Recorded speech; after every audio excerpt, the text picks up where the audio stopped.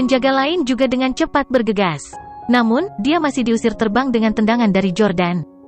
Jordan telah habis-habisan kedua kali dia menyerang, dalam upaya untuk menaklukkan lawannya dalam satu gerakan. Dia sekarang terdesak waktu dan tidak punya waktu untuk bertarung dengan mereka. Pada dasarnya, mereka yang telah menerima pukulan atau tendangan keras dari Jordan tidak akan bisa bangun setidaknya selama 2 menit.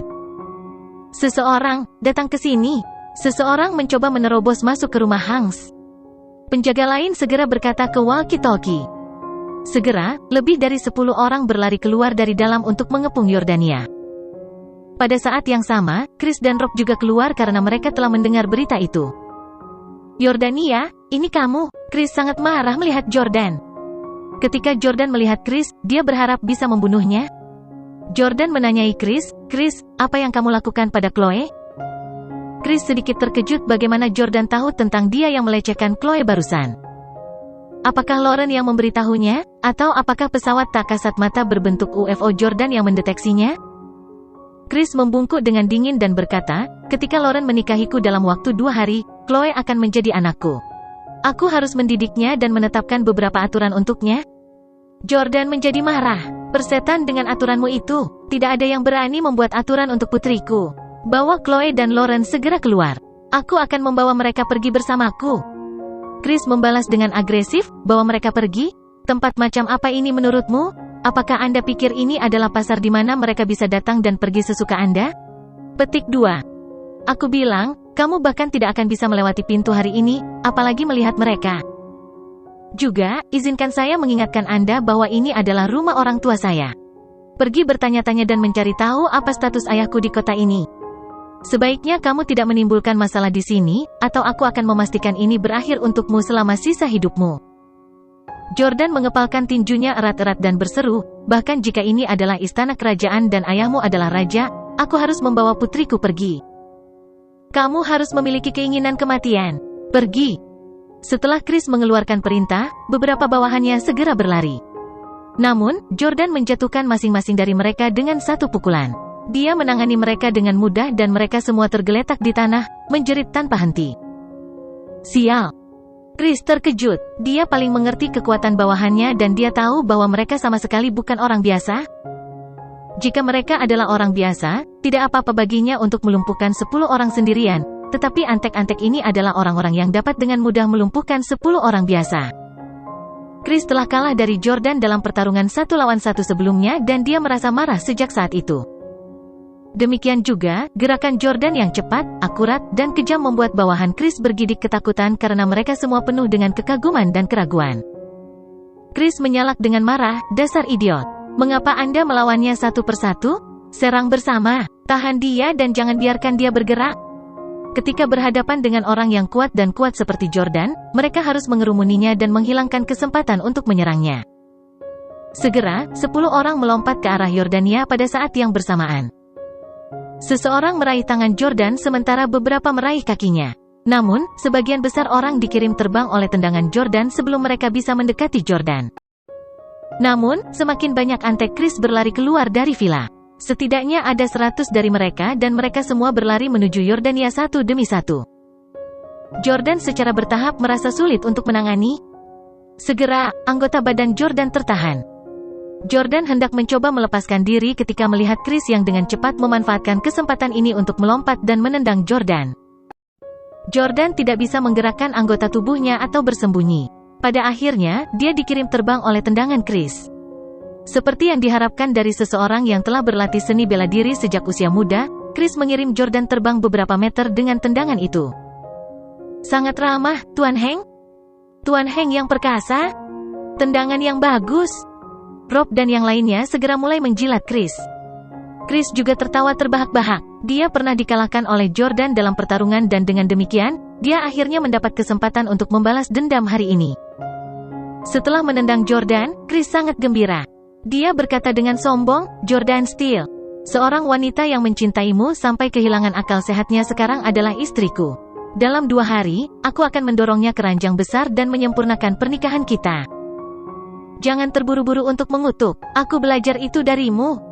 Dan kemarahan Anda, saya akan melatih putri Anda sesuai dengan standar pelatihan agen Amerika. Jika dia bisa mengambil kesengsaraan, dia bisa pergi ke depan. Bahkan jika dia tidak bisa, dia harus bertahan. Lauren dan Chloe berakhir seperti ini hari ini, semua karenamu, Jordan Steele. Aset Anda telah dibekukan dan Anda tidak memiliki satupun antek. Anda sendirian sekarang. Apa yang harus kau lawan denganku? Setelah meneriaki Jordan sebentar, Chris berbalik dan berkata kepada Rob, terus kirim lebih banyak antek. Kirim 1000, tidak, 2000 lagi. Anak ini bisa bertarung dengan sangat baik, bukan? Biarkan dia bertarung, aku akan melihat apakah dia bisa mengalahkan 2000 orang sendirian. Rob terkekeh dan mengakui, ya, Tuan Hank. Chris berjalan kembali ke villa, sementara Rob berjalan dengan bangga menuju Jordan. Bajingan, jika aku jadi kamu, aku akan langsung tersesat dan tidak mempermalukan diriku sendiri di sini. Jordan jatuh ke tanah pada saat ini, tetapi suasana hatinya tiba-tiba lebih tenang daripada ketika dia gelisah sekarang. Pada saat ini, dia ingat bahwa ketika dia akan membunuh seseorang di medan perang, dia juga sama tenangnya.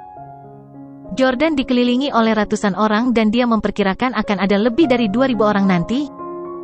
Tidak peduli seberapa kuat Jordan, dia tidak bisa menembus pertahanan lebih dari 2000 orang dan memasuki kediaman Hanks.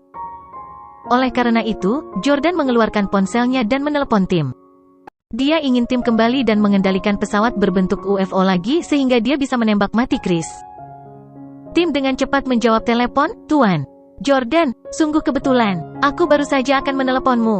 Kami berbagi koneksi telepati. Dia tahu bahwa tim tampaknya dalam suasana hati yang baik. Jordan juga tidak membuang waktu untuk berbicara omong kosong dengannya. Naik pesawat ke DC segera. Sebelumnya, Jordan meminta tim untuk meninggalkan DC dan pergi ke Houston untuk bersembunyi sebentar. Tim tertawa dan berkata, Tuan. Jordan, saya di DC sekarang, saya baru saja meninggalkan bandara. Kamu ada di mana? Aku akan mencarimu. Jordan berkata, aku tepat di depan rumah orang tua Chris Hank di Royal Mansion sekarang. Ada ratusan orang yang menghentikan saya, tidak, mungkin ribuan. Jangan datang, cari tempat untuk bersembunyi dan kendalikan pesawat berbentuk UFO. Apa? Anda dikelilingi oleh ribuan orang? Aku akan segera ke sana. Tim langsung tegang. Pada saat ini, tim menutup telepon di luar bandara. Seorang pria botak makan pisang berjalan mendekat dan bertanya, siapa itu? Tim segera menjawab dengan serius, Salvatore, Tuan Jordan dikelilingi oleh lebih dari 2000 orang. Pria botak itu sangat marah sehingga dia melemparkan pisang ke tanah dan mengutuk, sialan. Beraninya dia menyentuh Tuan Jordan? Dia pasti memiliki keinginan mati? Pria botak itu berteriak dalam bahasa Thailand, saudara-saudara, dengarkan. Ya. Pada saat ini, respons yang menggelegar datang dari banyak orang yang bernyanyi serempak. Itu mengejutkan dan tangguh, seolah-olah ada ribuan atau bahkan puluhan ribu orang. Pria botak itu tak lain adalah mantan tiran Orlando, Salvatore. Salvatore sudah dibebaskan dari penjara. Tim menemukannya di Houston. Dia tidak menyangka akan mendengar Jordan dalam bahaya begitu dia tiba di DC. Salvatore yang pemarah jelas tidak bisa mentolerir ini. Salvatore berteriak dalam bahasa Thailand, kalian semua, ikut saya untuk menyelamatkan Tuan Steele. Aku akan membunuh siapa saja yang berani menghentikanku. Ya. Di depan rumah Hanks di Royal Mansions. Jordan sekarang menghadapi beberapa ratus orang sendirian, tetapi dia masih tidak menyerah untuk bergegas masuk. Sebagai bos yang bijaksana, dia harus menunggu tim tiba sebelum bertindak. Namun, putrinya akan menderita sedetik lebih lama jika dia masuk sedetik kemudian. Bang, bang, bang, bang. Jordan melawan 10 dari mereka sendirian dan berhasil menjatuhkan 10 dari mereka. Itu sudah menjadi kelompok 10 yang kesekian. Tepuk, tepuk, tepuk. Sambil merokok, Rob bertepuk tangan dan berkata dengan gembira, tidak buruk, bagus sekali. Haha, 10 dari kalian, lawan dia. Aku akan melihat berapa lama dia bisa bertahan. Rob tidak membiarkan ratusan orang ini menyerang Jordan bersama-sama. Sebaliknya, dia mengirim 10 sekaligus. Pada awalnya, Jordan dapat dengan mudah melawan 10 dari mereka sendiri. Tetapi karena kemampuan fisiknya secara bertahap menurun, ia mulai menerima pukulan dari waktu ke waktu sambil merasa sangat cemas tentang putrinya. Setelah 30 menit, Jordan tidak tahan lagi. Dia jatuh ke tanah dengan tangan menyentuh tanah, hampir berlutut. Dia telah mengalahkan 100 orang, tetapi dia hampir kehabisan energi fisiknya. Bawa barang-barang yang tidak berguna ini pergi dan kirim 10 lagi. Rob duduk di samping dan memerintahkan. Segera, 10 orang lagi muncul di depan Jordan. Jordan menangis ketika dia melihat bahwa setidaknya ada 1 atau 2.000 orang di belakang 10 orang di depannya. Jordan tahu dia tidak bisa mengalahkan 2.000 orang sendirian. Dia berhenti berkelahi dan berlari menuju gerbang rumah Hanks. Namun, dia dihentikan oleh Antek Hanks. "Lepaskan saya, biarkan aku masuk," teriak Jordan.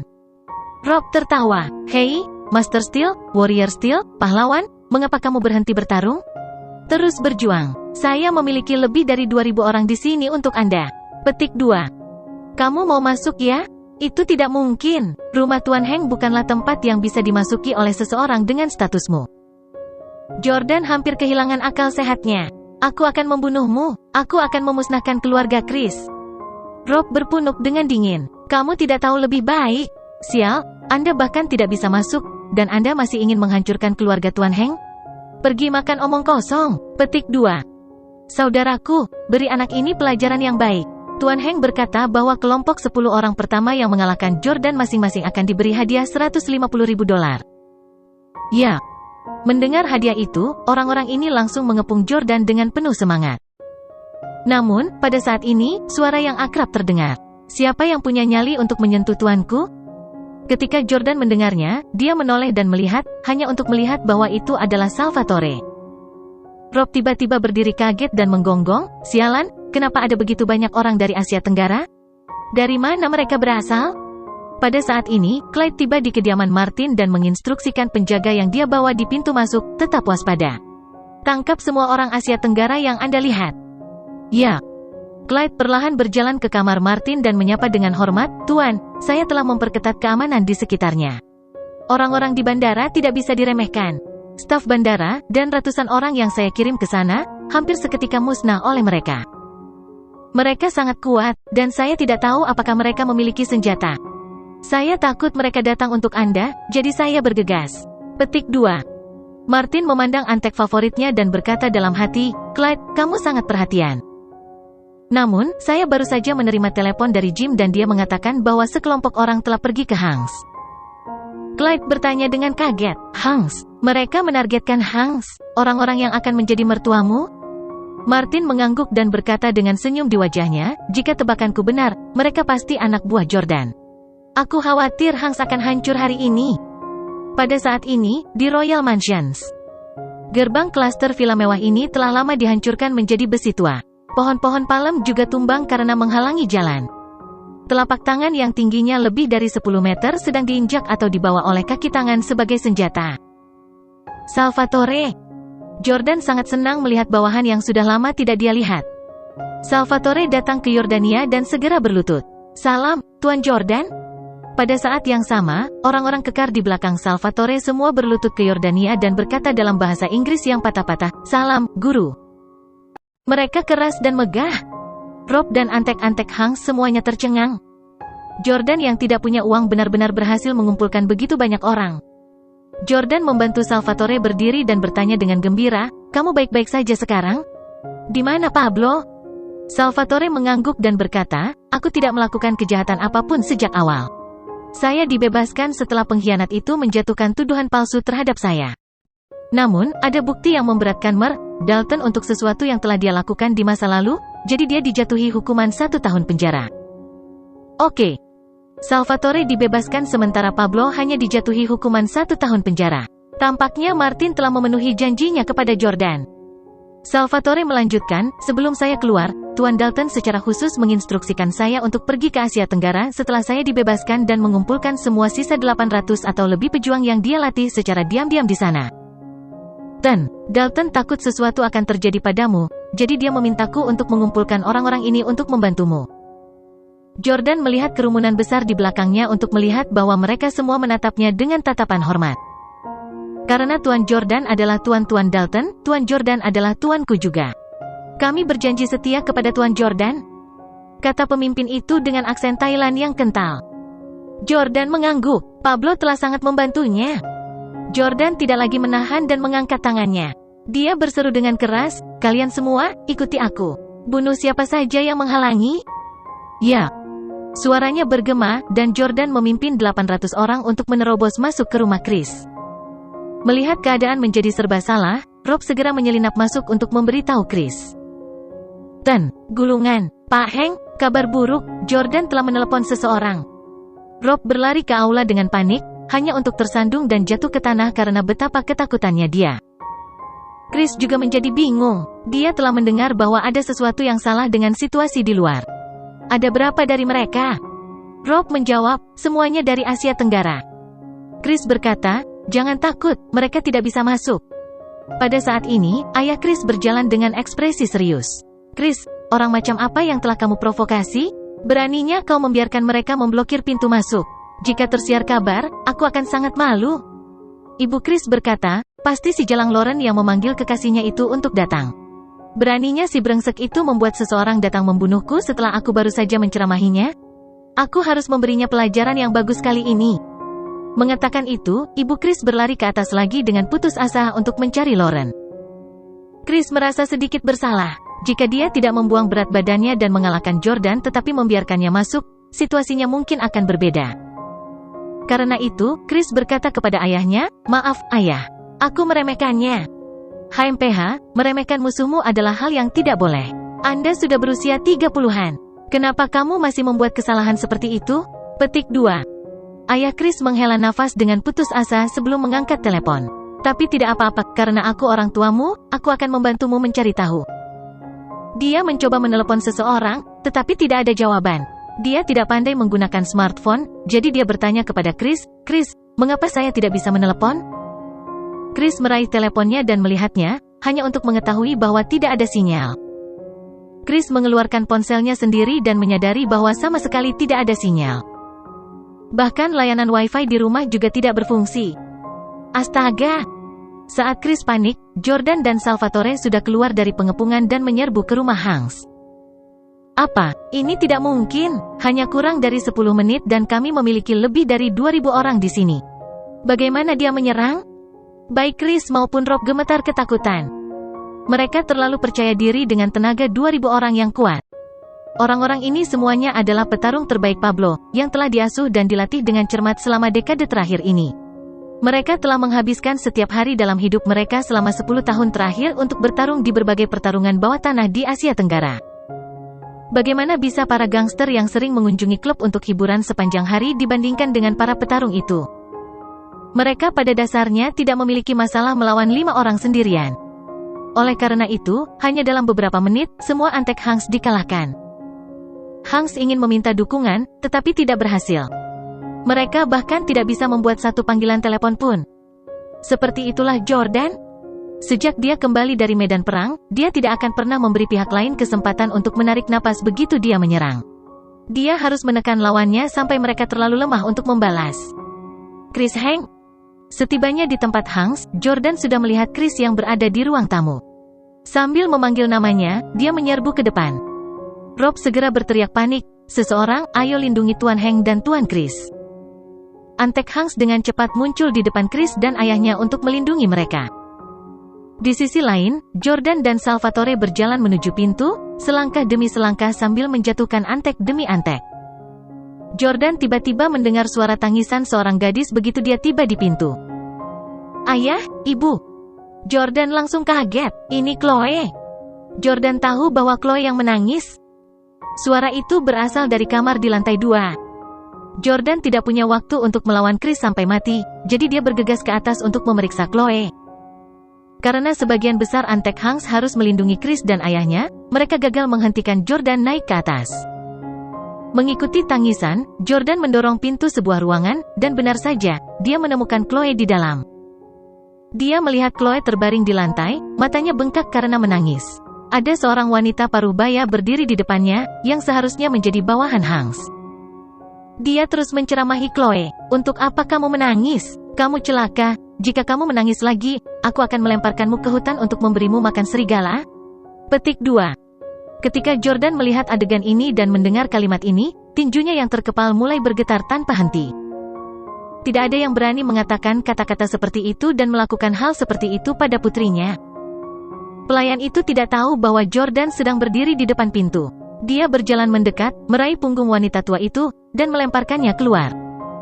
Wanita tua itu langsung terbang keluar pintu dan berguling menuruni tangga terus-menerus. Ayah! Saat melihat Jordan, Chloe segera berhenti menangis dan bangkit dari tanah dalam upaya untuk melompat ke dalam pelukannya. Namun, begitu dia berdiri, dia langsung jatuh ke tanah lagi karena kakinya terlalu lemah untuk menopang berat badannya. Jordan buru-buru berjongkok dan memeluk Chloe. "Chloe, bagaimana kabarmu? Maaf, ayah terlambat." Chloe melompat ke pelukan Jordan dengan air mata dan ingus mengalir di wajahnya. Dia berusia kurang dari 4 tahun, dan suaranya serak saat dia menangis. Dia hanya ingin mengatakan kepadanya, "Ayahku tidak berguna. Ayahku tidak berguna."